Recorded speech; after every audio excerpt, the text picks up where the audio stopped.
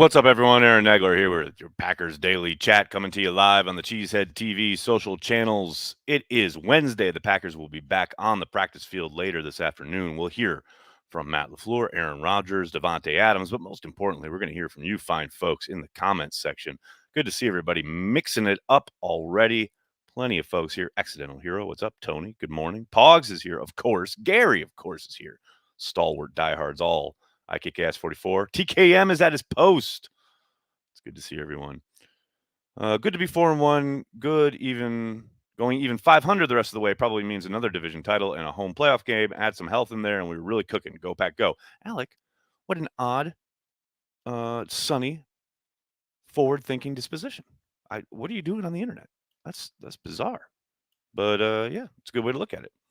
Ryan Vegas, what's up, man? Seems like there is a big emphasis on pushing the ball deep. Why is that? I struggle to think that it is only on 12. Blake, I very much agree. I'm going to ask Coach about that today. They really seem to be leaning into spread formations, trying to get longer developing routes working downfield. We're back to 2019 in some ways. So, yeah, it's a mystery to me.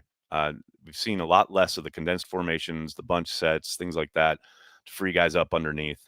We've seen Aaron eschewing the check down at times, but I don't think it's entirely on Aaron either. I think it's very much the game plan coming into each game each week. And yeah, I'm going to ask about that because it is mystifying given how successful they were with their approach last year. They seem to have gotten away from it at times, a lot of times this season. Will we be seeing some Jalen Smith this week? Callum, I believe so. I would think they would probably have some kind of package where or packages where he's on the field doing very specific, has very specific assignments where he doesn't have to do too much of trying to fit inside a scheme, so to speak. I think he'll still be brought along slowly. I wouldn't expect him to play a ton, but I do think he'll see the field this week. Morning, Nags. Will Dunbar be promoted to the 53 for this week? Steve, long way to go, right? Let's see what the injury report is later today. But he's got experience with Joe Barry. I don't know about in this specific scheme, but I know he played for Barry in Washington. He was signed to the practice squad. They can bring him up if they wish. I suspect it's going to be probably a numbers game. And if they, need somebody because we know Jair can't go and there's a possibility King can't go. So at that point, you're going to need some depth. So, yeah, I think there's a possibility that happens. Jeezy Baby, thanks to the super chat. William Shatner about to launch into space. What a time to be alive. Pretty crazy, right? Pretty crazy. It's too bad we got David Prowse has passed away. Otherwise, we could get Mark Hamill and David Prowse up there. They could recreate the Empire Strikes Back lightsaber battle. That'd be amazing. Vex, thanks for the super chat. The NFL protecting Dan Snyder is disgusting. Yeah, but it's pretty par for the course, right? I don't want to talk too much on the Gruden stuff. I know there's a lot out there, and I put out a very long, well, for me anyway, thread on Twitter last night regarding I've seen some kind of formation of or the idea that, Gruden's emails lay bare what the NFL is really like. And I think that's bullshit. I know way too many people in the league and surrounding the league, involved with the league, to know that the makeup and the character of a lot of the people in the National Football League, both at the team level and at the league level here in New York, is not reflected in those emails. But yeah, Dan Snyder, he's protected class. NFL owners always protect their own. We've known this forever. TKM, thanks for the super chat. Finally watched Carry the G. Great stuff, Nags. Good get. Papas. Papas? Pappies? Thanks. Yeah, no. AJ's the man. I love talking to him every week. So great to have him on every Monday. If you guys haven't checked out Carry the G yet here on the YouTube channel, please do so. AJ is a really engaging guy. And hell, this week we had a lot to talk about with his production on the field. It was great. Zol, thanks for the super chat. No, a single go back go from Charlene. Not a single go back go from Charlene Woodley into week 6. I think the emotional roller coaster of Bengals game negatively impacts Bears weeks. Thanks, Nags.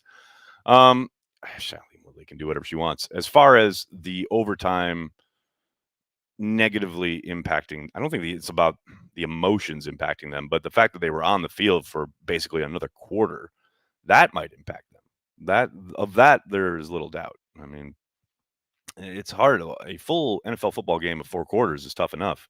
You play an extra quarter, essentially. that can grind on you. That can wear you down. So that to me is the concern. I mean, there's not much you can do about it except coach has got to push the right buttons. As far as I would suspect, the guys it'll be a very light practice today. But yeah, that's the thing that you got to worry about coming off that game. Philip, thanks for the super chat. Morning, bud. Morning, Philip. How you doing, buddy? Good to see you. Why does Rodgers let the play clock run down on almost every play? I'm sorry I'm laughing. It's just kind of funny. He's been doing it for like 20 years now, it seems. I mean, I know that's not strictly true, but he's gathering information. That's his standard answer. He wants to see everything that the defense has to try and throw at him, to get every morsel, every nugget of info, and then make any change possible at the last second. And he's done it many, many times to great effect. I know a lot of people are really sick of the hard counts that basically do nothing. It's rare that he gets guys to jump these days, but he is gathering information with those cadences as well. It's not just about getting the free play. It can be if he goes hut hut and the safety starts to take a step one way or the other. In his head, he knows, okay, well, he's moving over there. That's probably cover 2, or that's probably cover 3, or that's probably a blitz, or whatever. He's getting that information before the snap of the football. Essentially, that's why. Now, does he need to do it every fucking play? I don't think so, but he's the man. He's a 3-time MVP. Who are we to argue? Who is healthy on the O-line? Pogs will find out later today. Hopefully, Josh Myers is able to participate and Elton Jenkins is trending the right way, because if those two play, I really like their chances against Chicago. Now, without them, it's going to be a tough one. No doubt about it. This Bears front is no joke. Live long and prosper. That's Dennis. Thomas, thanks for the super chat. Barnes seems to be more disciplined hitting the gaps this year. I think he hasn't hit his ceiling yet. I think, yeah, he's still a young player, right? Very much so. I don't think the ceiling is not too high with Barnes, but yeah, he's still developing. He's still a very young player, and I think he's going to continue to improve. I don't ever think we're going to mistake him for a superstar, but solid role player, and you need those. You need the ditch diggers of the world, no doubt about it.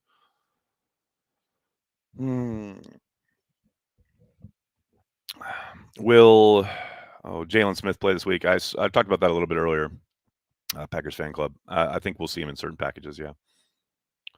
Will the Packers make a trade for a cornerback and defensive tackle? I doubt it, Rod. They just signed Quentin Dunbar, a corner, who is interesting. He has, like I said earlier, he played for Joe Barry for a couple of years in Washington.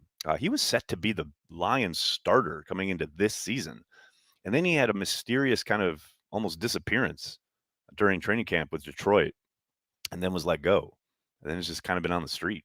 I think no, that's not true. I think no, he was with Seattle last year. But yeah, no, that's a strange little episode in his career. But veteran guy, like I said, knows the staff. So that's much more the type of move the Packers would make rather than making a trade. That's not to say that can't happen or won't happen. Who knows? They made the calls last year at the trade deadline. They tend to do that every season. So we'll see which way it turns. In your opinion, from watching film, are Tunyon and Lazard being used as blockers to help O-line and will be freed up when O-line is healthy? Somewhat, Matthew. I think there's definitely that element. There's no question about it.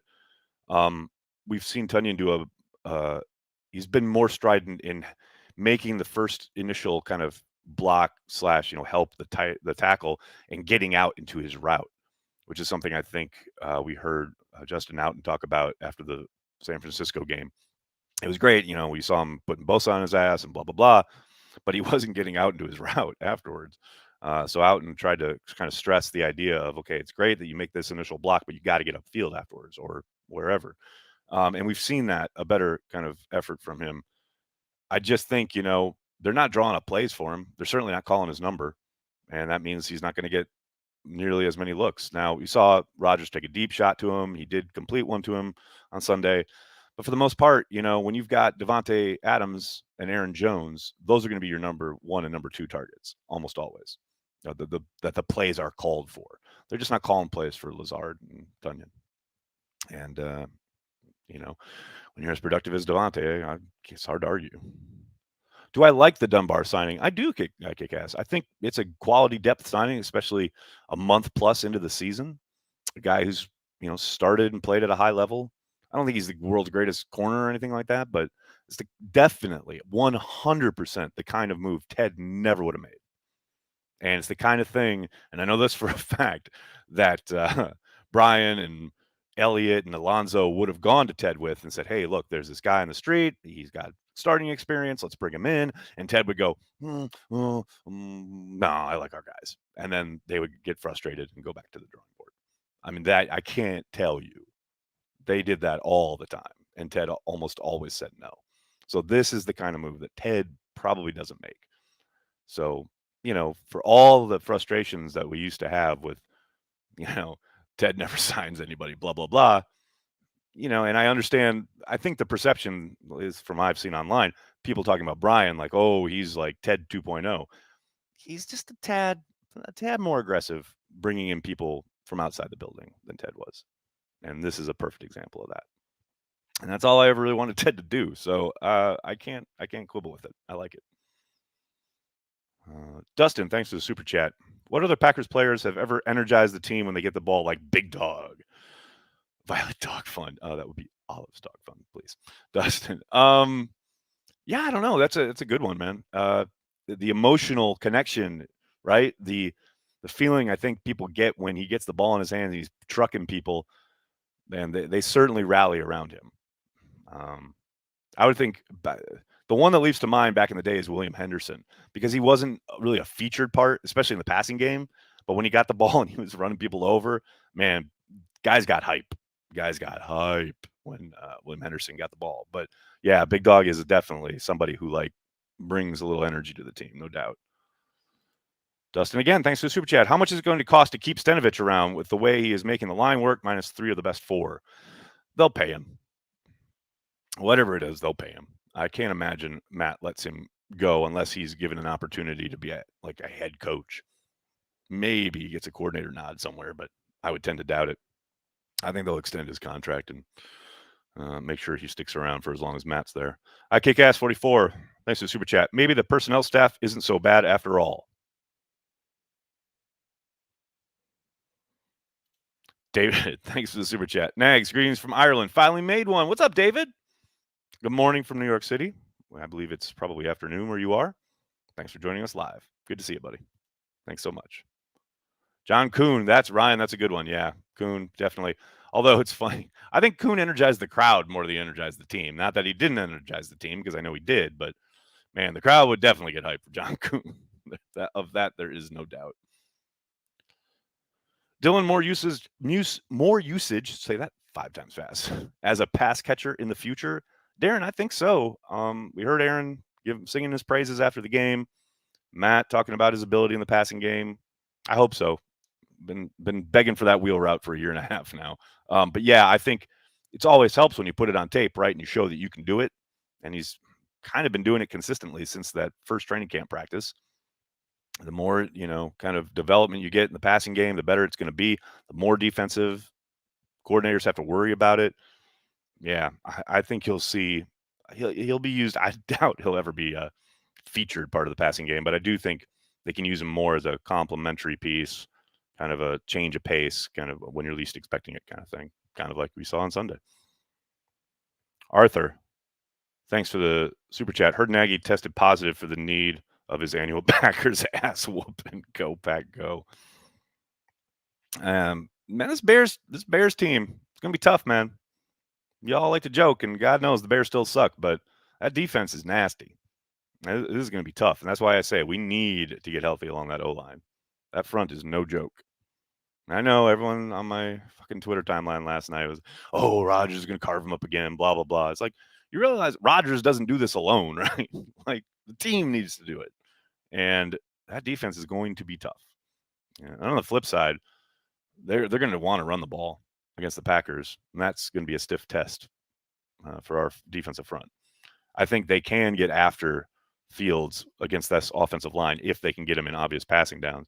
But they got to be careful. They play man. This kid will take off and he'll pick up first downs with his feet. It's a different test. This kid is a different test. Stanley, thanks for the super chat. Packers are 6th total defense. Let's go. Let's go.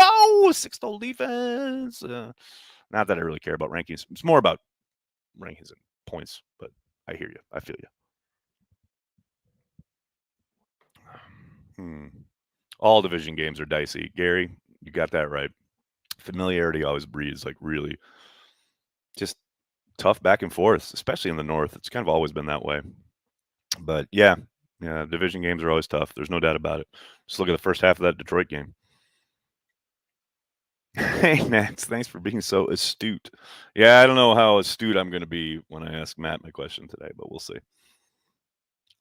It's amusing that the Bears are so good at putting a defense together, but haven't put an offense together in 30 years. Kevin, it's kind of wild, right? I mean, be thankful. Be thankful, Packers fans, that you got the team that knows how to find quarterbacks and develop them, as opposed to and everyone bitches about the defense, but it's like, quarterbacks win games and championships. Like the Bears freaking put together this great defense year after year, and you can't find a quarterback to save their life. Now, maybe they found one in Fields, but we all know they're going to ruin him. It's just what they do. So, yeah, it is kind of weird, though. It's like this kind of mirrored image, or not a mirror. I guess it's a black mirror image of each other. Like this team's really good at this one thing. The other team's good at this one thing. And that's why it's the drama between these two is so good. I love it. Brandy. Joe Barry considered the big boys table now at Thanksgiving. No pie yet, though. Brandy. Wow, that's coming from Brandy. Wow. I think that's nicer than anything you ever said about Mike Pettin. And only, 5 games into his tenure? Joe Barry doing work over here. I like it.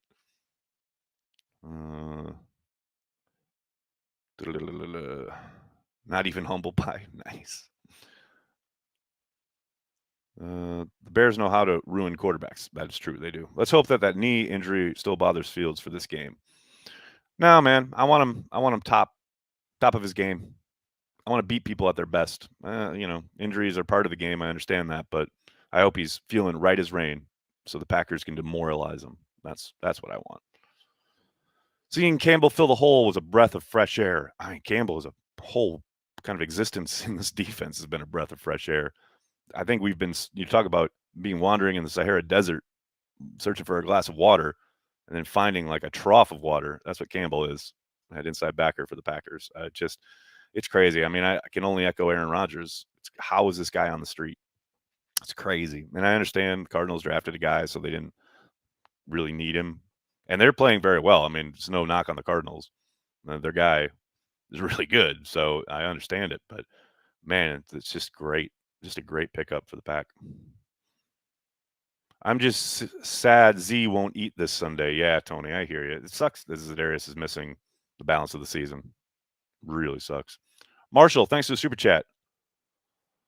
The sideline used to get pretty amped when Dom Beebe got the ball.